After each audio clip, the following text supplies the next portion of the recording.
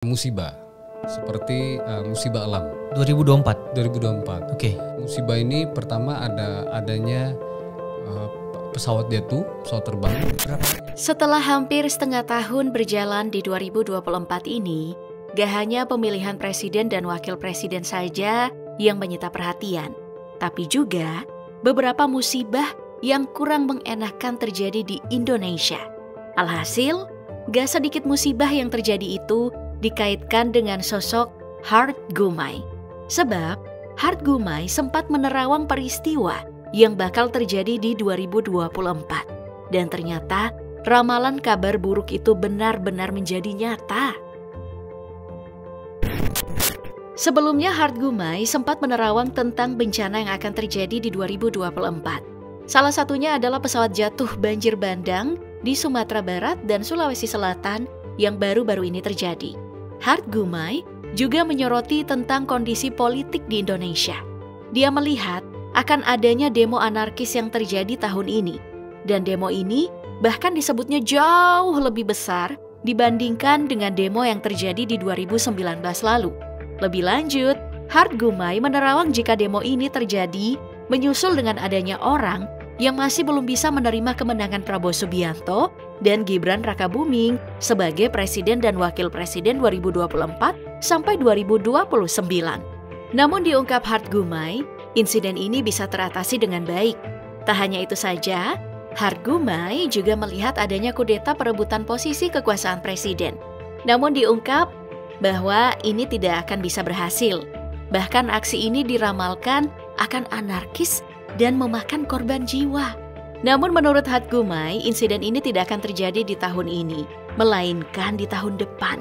Meski demikian, sang provokator sudah mulai melancarkan aksinya dengan menghasut sejumlah pihak di tahun ini.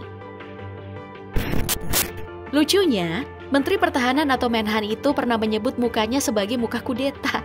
Dirinya curhat soal orang-orang yang kerap menduga jika dia akan mengkudeta kepemimpinan Presiden Joko Widodo alias Jokowi. Padahal, Prabowo selalu menekankan perlunya persatuan dan kerukunan dalam menjalankan pemerintahan. Ia juga selalu memuji Presiden Jokowi atas keberhasilannya memimpin Indonesia. Di mata Ketua Relawan Jokowi Mania atau Joman, Immanuel Ebenezer, Prabowo adalah sosok pemimpin yang patriotik. Dia mengatakan, Prabowo ini membangun bangsa dengan persatuan, alih-alih kebencian.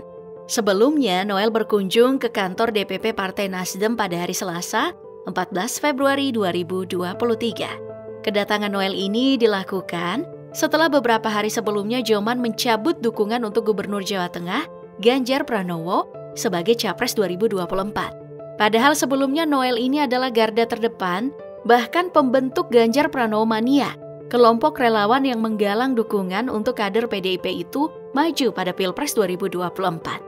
Keputusan mencabut dukungan terhadap Ganjar ditandai dengan pembubaran relawan GP Mania. Kedatangan Noel ke markas Partai Nasdem itu menarik perhatian publik tentang kemungkinan kelompok relawan pendukung Jokowi itu bakal berbelok mendukung Anies Baswedan.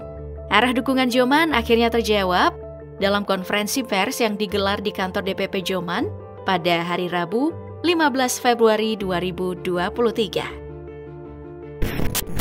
Tak ingin namanya sering disebut-sebut dalam tudingan-tudingan yang didapatnya pada buntut peristiwa 1998 dalam acara Mata Najwa, Menteri Pertahanan sekaligus pimpinan umum Partai Gerindra itu pun angkat bicara. Menurutnya, ia kerap dicap sebagai penculik hingga pembunuh akibat peristiwa itu. Tak ingin dikait-kaitkan dengan peristiwa 1998, terutama terkait pelanggaran hak asasi manusia atau HAM di masa lalu itu, Prabowo menguatkan jika setiap kali elektabilitasnya berdasarkan hasil survei, berbagai lembaga survei naik, isu tersebut terus dimunculkan. Baginya dalam kehidupan politik sebenarnya hal itu biasa saja. Apalagi dalam negara yang menganut sistem demokrasi liberal, biasanya lawan politik harus diturunkan popularitasnya. Prabowo juga menganggap tudingan-tudingan yang datang tersebut sebagai resiko menjadi prajurit.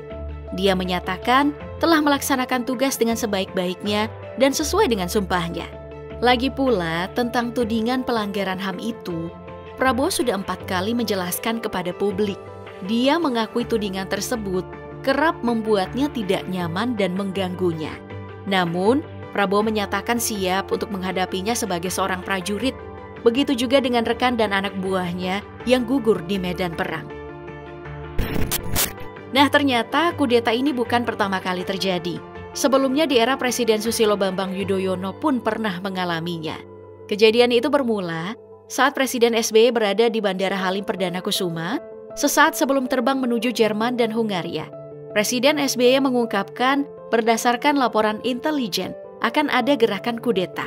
Majelis Kedaulatan Rakyat Indonesia atau MKRI yang didirikan ratusan tokoh di Cisarua Bogor pada Januari 2013 akan turun ke jalan secara besar-besaran pada 24-25 Maret menuntut SBY turun karena dianggap gagal. SBY menanggapinya dengan sungguh-sungguh. Sepulang dari lawatan, SBY mengadakan pertemuan dengan Ketua Umum Partai Gerindra Prabowo Subianto, 7 purnawirawan jenderal, 20 pemimpin redaksi media massa, dan petinggi 13 organisasi masyarakat Islam. Kepada mereka, SBY membagi cerita kudeta. Bukan kali itu saja SBY mengungkapkan adanya rencana kudeta. Pada tahun 2009, ia menggelar jumpa pers untuk memaparkan sejumlah potret hasil kerja Intel yang menunjukkan bahwa dia menjadi target teroris. Pada 2010, organisasi Petisi 28 menggulirkan isi kudeta saat umur jabatan Presiden SBY genap setahun. Salah satu tokoh yang mendengungkan revolusi perebutan kekuasaan adalah Rizal Ramli, mantan Menteri Koordinator Perekonomian era Abdurrahman Wahid. Tahun berikutnya sejumlah purnawirawan jenderal berencana mengkudeta melalui gerakan Dewan Revolusi Islam. Tapi semua gerakan itu tak terjadi. Kudeta menurut Edward Luttwak, dalam kudeta teori dan praktek penggulingan kekuasaan, selain oleh militer bisa pula melibatkan warga sipil. Kudeta membutuhkan bantuan intervensi massa atau kekuatan bersenjata yang besar. Luttwak menjelaskan bahwa keadaan yang cocok bagi terjadinya kudeta antara lain krisis ekonomi berkepanjangan diikuti pengangguran besar-besaran, perang yang lama atau kekalahan besar dalam bidang militer atau diplomatik, dan instabilitas kronis di bawah sistem multipartai. Teori dan praktik kudeta ala Luttwak tersebut pernah terjadi dalam sejarah Indonesia. Juru bicara Presiden Abdurrahman Wahid, Adi Masardi, mengakui banyak mendengar rencana kudeta dari tentara karena Gus Dur berusaha mereformasi militer dan mengeluarkan militer dari politik dan bisnis. Gus Dur memecat Jenderal Wiranto dari jabatan Menteri Koordinator Bidang Politik dan Keamanan. Gus Dur juga memecat Yusuf Kala sebagai Menteri Negara Perindustrian dan Perdagangan dan Laksamana Soekardi sebagai Menteri Negara BUMN. Hal ini pun memperburuk hubungan Gus Dur dengan Golkar dan PDIP. Pada akhir tahun 2000, banyak elit politik yang kecewa dengan Gus Dur. Pada akhir November 2000, 151 anggota DPR menandatangani petisi meminta pemakzulan Gus Dur.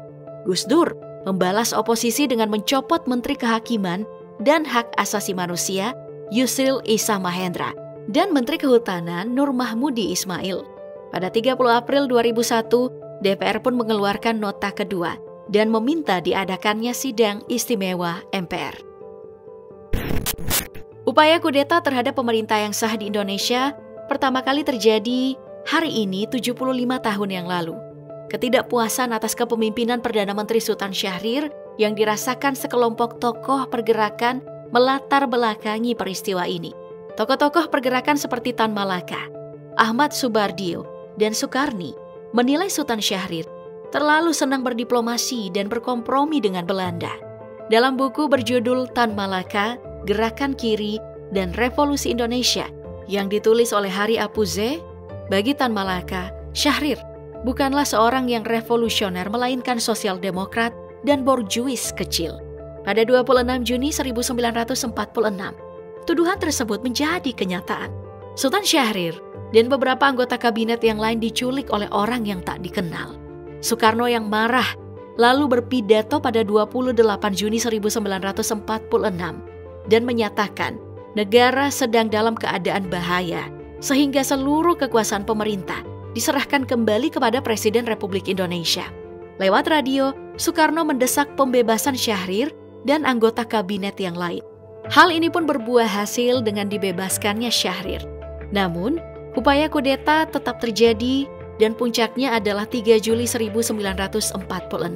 Saat itu, Mayor Sudarsono dan beberapa orang menghadap Presiden Soekarno dan menyodorkan maklumat agar memberhentikan Kabinet Syahrir II. Maklumat ini juga mendesak agar Presiden menyerahkan pimpinan politik, sosial, dan ekonomi kepada Dewan Pimpinan Politik yang diusulkan diisi oleh Tan Malaka, Muhammad Yamin, Ahmad Subarjo, Buntaran Martoatmojo, Budiarto Martoatmojo, Sukarni, Hairul Saleh, Sudiro, Gatot, dan Iwa Kusuma Sumantri.